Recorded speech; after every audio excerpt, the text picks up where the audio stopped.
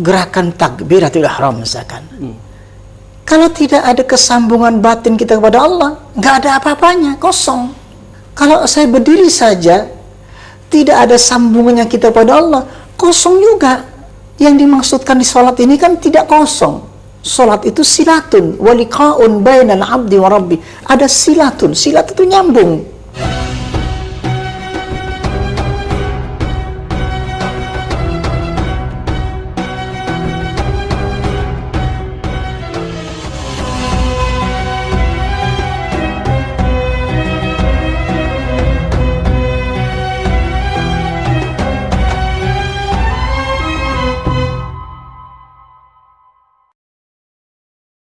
Assalamualaikum warahmatullahi wabarakatuh. Alhamdulillah, sahabat khusyuk dirahmati Allah. Mudah-mudahan di hari ini kita mendapatkan berkah dari Allah. Berkah karena kita selalu melaksanakan sholat dengan penuh khusyuk, dan terutama panduan-panduan sudah ada dalam Al-Quran dan hadis, ya Ustaz, ya. Betul. Dan ada satu hadis yang saya juga sempat tersentak ketika saya membaca. Ada sahabat Nabi yang selalu disuruh untuk mengulang sholatnya, Ustaz. Mengulang sholatnya karena belum sempurna. Jangan-jangan kita juga begitu, Ustaz. Jadi selama ini kita kan sudah terbiasa dengan gerakan sholat, ya. Udah hafal lah, ya. Sejak kecil sudah terbiasa dengan gerakan sholat. Tapi jangan-jangan ada yang keliru dari gerakan-gerakan itu. Tidak sempurna seperti yang dicontohkan oleh Rasulullah SAW. Karena kan shollu kama ra'aitumuni usolli. Nah itu, Ustaz. Gimana nih, Ustaz, meluruskan kembali lah kalau ada yang salah, ada yang khilaf, untuk membenarkan sesuai dengan contoh Nabi itu, Ustaz. Mungkin kurang sadar menurut saya, ya. Kalimat belum sadar itu tadi ini. Karena gerakan-gerakan sholat itu dianggap suatu gerakan biasa. Nah, selama ini nggak terpikirkan bahwa gerakan itu juga merupakan zikir. Sedangkan bacaan-bacaan itu ada yang disunnahkan, ada yang sebagai rukun. Sementara gerakan itu sendiri rukun. Seperti gini, seperti kebiasaan kita ketika mendengar orang berangkat haji atau ketika manasik atau latihan haji, ya. Ketika wukuf di Arafah, yang kita pentingkan kan bacaannya selama ini. Padahal aslinya wukuf di Arafah itu makatha wasakanah, diamnya dan tenangnya itu. Nah, itu nyambungnya kepada gerakan sholat. Makanya ketika wukuf di Arafah, ya tidak berada di situ atau di luar garis dari wukuf di Arafah, maka batal hajinya. Demikian juga sholat, ketika dalam garis gerakannya atau iktidalnya atau sujudnya ya tidak sempurna atau tidak terburu-buru, wa yang quru fi sujudi, Nabi mengatakan irji fasalli fa innaka lam tusalli, ulangi salatmu karena engkau belum salat. Kenapa? Karena yang diperhatikan pertama oleh Nabi ketika ada seorang sahabat salatnya begitu cepatnya. Apakah dia tidak baca Al-Fatihah? Sudah baca Al-Fatihah. Apakah dia tidak baca surat setelah baca Al-Fatihah? Sudah baca suratnya. Apakah ketika rukuk ia tidak baca subhana rabbil azim wa bihamdi? Sudah baca tentunya, kan gitu. Apakah dia tidak mengerti artinya? Sangat mengerti artinya karena orang Arab. Tapi kenapa Nabi melihat orang itu, gitu kan? Di samping Nabi itu sholatnya itu pas bareng terlihat oleh Nabi. Tapi fasallama ala Nabi, lalu setelah sholat dia mengucapkan salam kepada Nabi. Farad dan Nabi SAW, Nabi membalas salamnya, waalaikumsalam. Tapi Nabi langsung mengatakan irji fasalli fa innaka lam tusalli. Ayo pergi lagi sholat karena engkau belum sholat. Fasallah, lalu dia sholat lagi. Ngerti artinya? Ngerti artinya tentunya, kan? Kemudian setelah dia sholat, fasallama lagi kepada Nabi, mengucapkan salam lagi kepada Nabi. Irji fasalli fa innaka lam tusalli. Ulangi sholatmu kan engkau belum sholat. Ya Rasulullah, kami sudah 3 kali sholat. Wa ma uhsinu ghairahu. Aku tidak ada yang terbaik lagi sholatku daripada sholatku yang sekarang kulakukan ini. Fa'allimni ya Rasul, ajari aku sholat. Jadi yang diperhatikan Nabi itu apanya sekarang itu? Gerakannya. Yang kita pikir selama ini kan bacaannya. Betul ada bacaannya, kan ada Al-Fatihah. Itu rukun, itu bacaan. Tidak sah. Selain itu kan sunnah semuanya, kecuali tahiyat akhir. Tahiyat akhir bacaannya itu rukun. Nah, yang lainnya itu sunnah dan salam di terakhir itu, di awal itu salam pertama itu ya. Nah, itu rukun dalam bacaan Assalamualaikum warahmatullahi wabarakatuh, itu rukun sholat itu. Maka kalau tidak salam maka batal. Nah, sekarang kita akan bahas tentang bagaimana gerakan-gerakannya itu merupakan rukunnya. Wukuf di Arafah itu rukun haji. Gerakan sholat yang tumak ninah, kenapa kok tumak ninah yang dipentingkan? Gerakannya itu kita lihat Rasulullah bagaimana ruku'. Fa idza raka'ta fadha' rahataika ala rukbataika summa farrij asabi'aka summa mkuth hatta ya'khudha kullu 'udwin ma'khadahu. Nabi kalau ruku' ia meletakkan kedua tangannya pada kedua lututnya, lalu dibukalah jari-jarinya itu. Jadi digenggam, jadi lutut itu digenggam seperti itu. Kemudian ini penting, summamkuth makatha wasakana, diam dan tenang. Sampai apa? Sampai hatta ya'khudha kullu 'udwin ma'khadahu, sampai tulang-tulangnya betul-betul pada tempatnya itu. Tenang. Dan tidak sebentar ya itu Ustaz? Tidak sebentar, agak lama, karena memproses tulang-tulang untuk mencapai tenang itu dari mulai leher ini, semua tulang ini, makanya nyambungnya pada bacaan Allahumma laka raka'tu wa bika amantu wa laka aslamtu khasya'a laka sam'i wa basari wa mukhi wa idhami wa asabi. Ya Allah, kepada Engkau aku rukuk. Kan nyambungnya ke situ. Wa bika amantu, kepada Engkau beriman ya Allah. Wa laka aslamtu, aku menyerahkan diriku. Sehingga apa? Setelah menyerahkan diriku, semua tulang-tulangku, penglihatanku, pendengaranku, otakku, itu fisik banget. Fisik. Seluruh urat-urat dalam tulang ini kan, saraf-sarafku termasuk kullu 'udwin ma'khadahu. Semua tubuh, ya? Semua tubuh.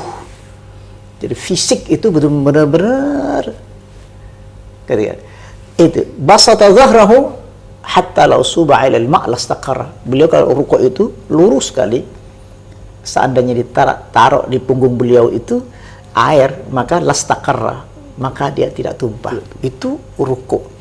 Nah, apa yang saya lihat sekarang ini, rukuknya, iktidalnya, sujudnya, semua begitu. Kalau nggak begitu gimana? Lau mata hadha ala hadhihi mata ala ghairi millati Muhammadin sallallahu alaihi wasallam. Lau mata hadha, kalau engkau mati dalam kondisi seperti ini, maksudnya cepat-cepat, wa yunquru fi sujudi mata ala ghairi millati Muhammadin sallallahu alaihi wasallam. Engkau mati dalam kondisi kafir. Ini yang mengerikan.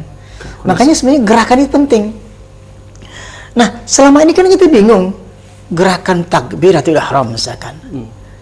Kalau tidak ada kesambungan batin kita kepada Allah, nggak ada apa-apanya, kosong. Kalau saya berdiri saja, tidak ada sambungannya kita pada Allah, kosong juga. Yang dimaksudkan di sholat ini kan tidak kosong.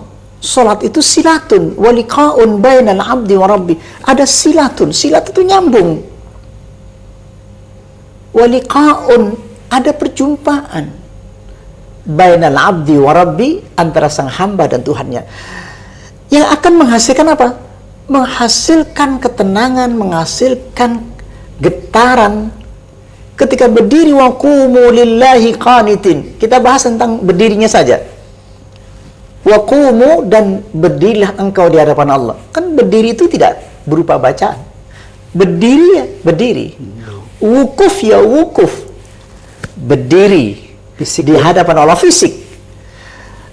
Apa bedanya orang berdiri biasa dengan berdirinya yang berhadapan dengan Allah? Beda kan? Yeah. Berdiri kosong, saya berdiri nih kosong, nggak ada getarannya. Yeah. Kepada orang saja berdiri di hadapannya, pejabat misalnya, pejabat, ya kan? Kalau kita nggak suka, nggak ada hubungan batin, ya kosong aja, walaupun dia berdiri seorang pejabat siapa, saya nggak kenal kan gitu. Tapi berdiri di hadapan orang yang kita suka, kita cintai, yang hatiku bergetar dengannya, maka berdiri di hadapan orang yang kita cintai dan memiliki getaran yang sama, kedua batin itu ketemu. Berdirinya saja tanpa bacaan, kedua batin ketemu, bainal mutabatina ini, antara dua batin ini ketemu batin kita dan batin. Batinul mukasyif wal mukasyaf. Batinnya Allah dan batin seorang hamba ini ketemu, menghasilkan getaran. Makanya taqsyairu minhu juludul ladzina yakhshawna rabbahum tsumma talinu juluduhum wa qulubuhum, bergetar kulit dan hati. Bergetar kulit dan hati itu kan gak ada bacaannya. Di saat berdiri, baca apa? Iman, yakin, percaya engkau berdiri di hadapan Allah, wa qumu lillahi qanitin, dan berilah engkau di hadapan Allah qanitin, karena di hadapan Allah saya tundukkan wajah saya dengan penuh rasa takut, dengan penuh rasa khusyuk. Kenapa engkau takut? Alladzi yaraka hina taqumu wa taqallubaka fis sajidin, ia melihatmu, engkau dilihat Allah, wa taqallubaka, ketika gerakan ruku, fisajidin, sampai menuju sujud dilihat Allah. Berarti ketika dilihat Allah dan kita meyakini hal itu dan kita mengimani hal itu, maka bergetar ke kulit itu. Taqsyairu minhu juludul ladzina yakhshawna rabbahum tsumma talinu juluduhum wa qulubuhum, bergetar. Sekujur tubuh itu, kulit, hati itu bergetar. Makanya ketika berdiri di hadapan Allah, berdirinya saja bergetar. Penting buat kita menjadi tanda ini. Kalau tidak ada tandanya, kita sembrono. Innamal mu'minuna alladzina idza dzukirallahu wajilat qulubuhum wa idza tuliyat 'alaihim ayatuh zadatuhum imanan. Gitu. Innamal mu'minuna, yang berdiri itu adalah orang beriman di hadapan Allah, mengimani adanya Allah. Maka ketika saya berdiri di hadapan Allah, karena saya iman, karena saya cinta, maka bergetar hati saya di saat berdiri. Jadi kita berdiri begini saja bergetar sudah. Kok bisa? Iya, karena sebab iman. Innamal mu'minuna alladzina idza dzukirallahu wajilat qulubuhum. Sesungguhnya orang beriman disebut nama Allah, wajilat qulubuhum. Kenapa ini nggak kita pentingkan nomor satu dulu? Ini sebelum sampai ke bacaan nih Ustaz ya, baru Iya. ini aja sudah mulai berdiri, bergetar hati itu. Dan itu bisa dilihat sebenarnya, orang yang khusyuk dan tidak itu dari gerakannya udah kelihatan. Kelihatan. Jadi memang kelihatan dan dapat kita rasakan. Selama ini kita dari mulai kecil kan kita nggak sampai belajar atau diajarkan tentang ayat-ayat semacam ini. Kita tahunya kan fikih. Kalau fikih itu penting. Nah, kita sekarang bicara fikih sebenarnya itu.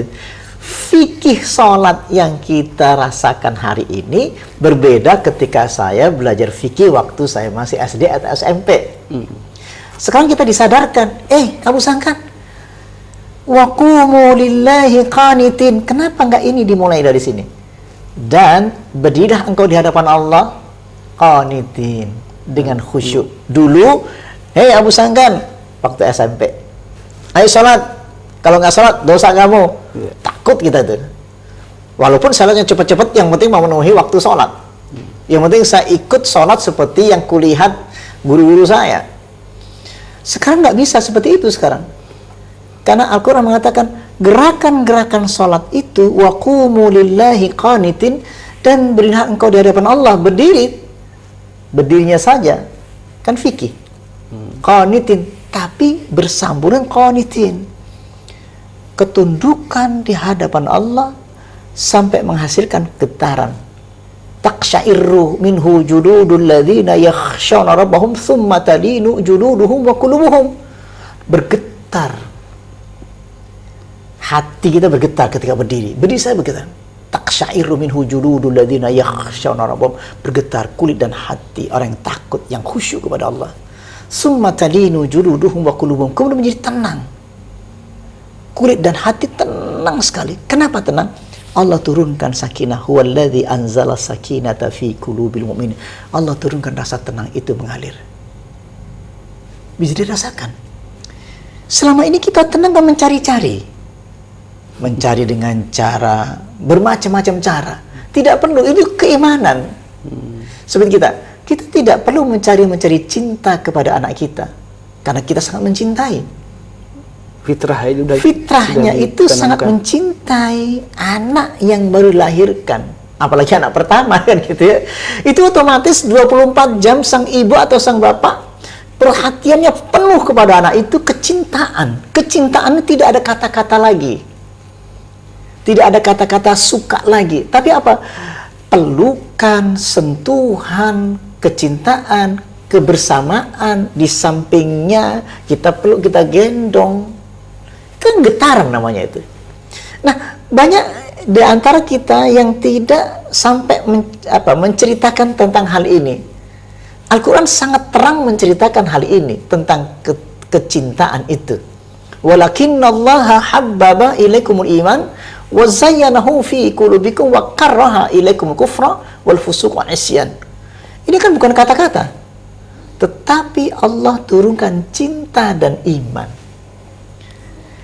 Kalimat Allah turunkan cinta dan iman. Di saat berdiri, Allah turunkan rasa cinta dan iman, maka tidak capek. Menghiasi hatimu, maka tidak akan capek, karena cinta dan iman itu masuk dalam hati. Dan itu bukan bacaan, tapi ketika berdirinya saja ada rasa cinta diturunkan. Selama ini kita mencari cinta, tidak ketemu-ketemu, sampai dipaksa kita sholat taraweh. Betapa capeknya kita sholat taraweh, sampai Rasul mengatakan, ya'ti 'alan nasi zamanun yusalluna wa la yusallun. Nanti satu zaman banyak orang sholat, tapi ia tidak sholat sebenarnya. Dapatnya apa? Kam min qa'imin hadhu min salati at-ta'abu wan nasabu. Capek Dan penat dan lelah. Sebentar, ini kan penting. Banyak keluhan-keluhan orang di sini. Sehingga gimana mau menjelaskan sesuatu yang sebenarnya sederhana? Itu keimanan. Kita tidak dimulai dari sebab bab iman. Nah, kita kembali lagi kepada bagaimana Rasulullah mengajarkan berdiri. Karena waktu itu Rasulullah mengajarkan seseorang yang tadi, anak muda yang sholat begitu cepatnya, lalu Rasulullah mengatakan, irji fasalli fa innaka lam tusalli, ulangi sholatmu karena engkau belum sholat. Nabi dia mengajarkan langsung anak muda tersebut ketika qiyam berdiri, disuruh tenang. Tenang itu sekaligus ada dua di dalam tenang itu. Ada fisik dan ada batin. Berdiri di hadapan Allah, otomatis fisiknya bergetar kalau engkau menghadapkan ke Allah, gitu loh. Jadi tidak ada pembagian yang terpisah. Selama ini kan kita kan memisahkan diri karena sholatnya tidak bisa, karena saya tidak bisa bergetar, maka saya bikin jalan tersendiri, latihan zikir gitu loh. Kemudian latihan zikir sampai 1000 kali agar bisa mendukung atau menyokong sholatnya. Padahal sholat itu sendiri zikir. Sholat itu sendiri zikir, gitu loh. Kemudian maka orang bingung, akhirnya lama-lama terjebak dengan zikir itu sendiri. Kenapa? Karena dipisah. Sementara kalau zikir di luar sholat itu tak terkontrol biasanya, nggak terkontrol. Ada yang begitu konsentrasi penuh dalam zikirnya, pasti dia menggelepar, pasti dia akan kejang. Banyak yang terjadi seperti itu. Kenapa? Karena tidak ada ukuran. Sementara sholat diukur. Kamu tidak boleh gerak lebih dari yang ditentukan. Makanya ketika bergetar, makanya ini terjadi terhadap seorang sahabat. Ibnu Umar melihat ada orang berzikir, yang ketika berzikir dia selalu baca Quran atau sedang berzikir atau mendengarkan Quran, dia pasti tidak kuat, pasti dia menggigil sampai tidak terkontrol. Ma balu hadza, kata Ibnu Umar. Ini ada apa ini? Kok sampai terjadi seperti zikir seperti ini? Lalu beliau berkata, hadza minasyaitan.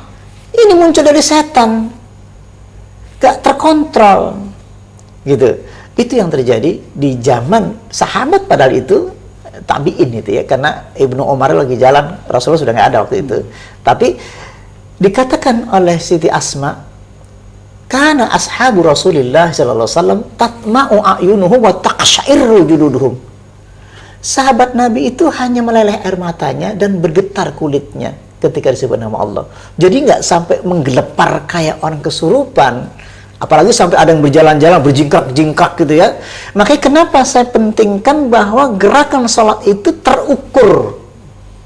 Ada ukurannya, engkau berdiri, terukur. Tangannya bersedekap, terukur. Wajahnya tidak boleh menongok ke atas. Dan wajahnya harus tunduk ke bawah. Mengarah tempat sujud. Namanya terukur. Ini syariat yang ditetapkan. Atau tarekat yang ditetapkan.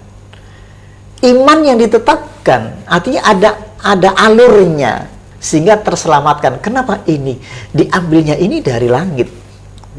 Nabi diajarkan oleh Allah langsung tentang bab sholat ini, sampai perintahnya pun langsung dari Allah. Jadi tidak perlu kita membuat-buat lagi cara-cara zikir-zikir yang di luar sholat ini. Nah itu. Jadi kembali lagi. Nabi memerintahkan kepada anak muda tersebut, irji fasalli fa innaka lam tusalli, ulangi salatmu karena engkau belum salat. Sampai 3 kali salasan. Ya Rasulullah, saya tidak bisa lagi salat yang terbaik lagi kecuali salatku yang ini. Nabi menjawab, idza qumta ila salati fakabbir. Dan apabila engkau beri salat maka takbirlah. Diletakkan takbir angkat sini. Ini masih punya makna lagi nih. Tidak sekedar ini.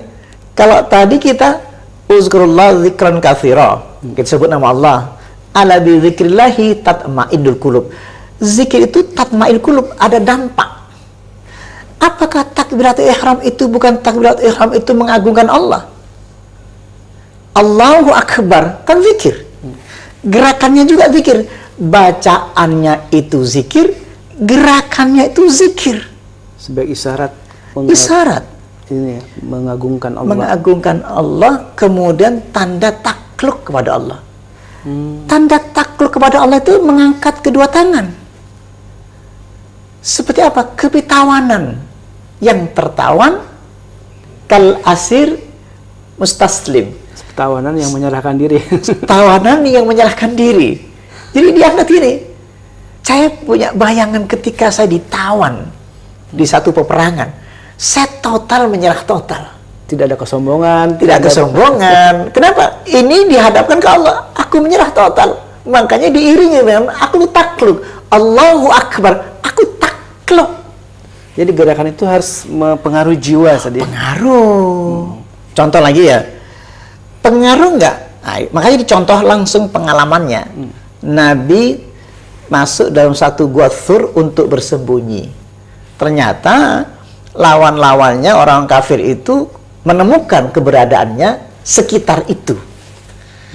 Artinya dari teorinya nggak mungkin Nabi nggak ketemu, karena semua lubang-lubang itu jalur-jalurnya sudah kelihatan, sudah dapat dipastikan akan didapati di situ. Dan rasa takut itu pasti muncul. Sahabatnya yaitu Abu Bakar lalu mengatakan, Rasulullah mengatakan, turun ayat waktu itu, la tahzan innallaha ma'ana. Jangan kau bersedih hati, sesungguhnya Allah bersamaku, bersama kita. Fa anzalallahu sakinatahu, maka Allah turunkan tenang. Tenang itu bukan bacaan. Karena keimanannya ia bersama Allah. La tahzan innallaha ma'ana. Fa anzalallahu sakinatahu. Maka Allah turunkan tenang. Dalam kecamuk yang mencekam itu, ia duduk diam begini. Innallaha ma'ana. Ketika innallaha ma'ana, fa anzalallahu sakinatahu. Maka Allah turunkan tenang. Nah, ketika saya berdiri, innallaha ma'ana. Allahu ma'i. Perasaan itu yang harus ditanamkan nih. Iman itu yang ditanamkan. Allahu ma'i. Fa anzalallahu sakinah. Innallaha ma'ana. Fa anzalallahu sakinatahu. Wa qumu lillahi qanitin. Sama, nyambungnya. Iya. Coba kau berdiri di hadapan Allah qanitin, tundukkan. Kenapa? Allah turunkan sakinah ke dalam hatimu ketika berdiri. Belum baca apa-apa. Baru takbiratul ihram. Ada sakinah di situ. Ada getaran di situ. Bacaan takbiratul ihram menggetarkan orang beriman. Dahsyat ya. Nah, itu. Jadi ketika kita takbiratul ihram, penghayatan utama yang harus kita lakukan itu bahwa saya sudah takluk, saya sudah menyerah kepada Allah. Iya, iya. Dan itu akan terbawa dalam kehidupan. Kalau kita bicara betul sama Allah dan takluk betul, maka masuk akal jika sholat itu mencegah dari perbuatan keji dan mungkar. Aku takluk. Saya tidak akan berpaling lagi. Ini kan tidak berpaling lagi. Seorang tawanan itu, bayangkan tawanan perang, tawanan Allah. Maka man ahabba syai'an fahuwa asiru lahu, wa man ahabba syai'an fahuwa abdu. Barang siapa mencintai sesuatu, fahuwa asiru lahu, maka ia menjadi tawanannya. Wa man ahabba syai'an fahuwa abdu. Barang siapa mencintai sesuatu, maka ia menjadi hambanya. Mirip kan? Jadi man ahabba syai'an fahuwa asiru lahu, menjadi tawan. Allahu Akbar. Aku tawarannya Allah. Aku hambanya Allah. Man ahabba syai'an fahuwa abduh. Barang siapa mencintai, pasti menjadi hambanya. Hamba sahaya. Orang yang angkat tangan itu hamba sahaya. Abdullah. Dan tawanannya. Makanya seorang tawanan ia akan mengatakan Allahu Akbar. Nah, itu kesimpulannya, mudah-mudahan ini manfaat. Masya Allah, Ustaz. Sudah jelas sahabat khusyuk yang dirahmati Allah. Jadi kekhusyuan itu bisa dilihat di awal Ustaz ya. Ketika takbiratul ihram pun sudah kelihatan. Getaran Allah menurunkan sakinah dan mawaddah itu dengan ketika takbiratul ihram Allahu Akbar, hatinya bergetar. Karena dia adalah tawanan seorang hamba yang tunduk patuh sembah kepada Allah Subhanahu wa taala. Jazakallahu khairan katsiran. Wabillahi taufiq wal hidayah. Wassalamualaikum warahmatullahi wabarakatuh.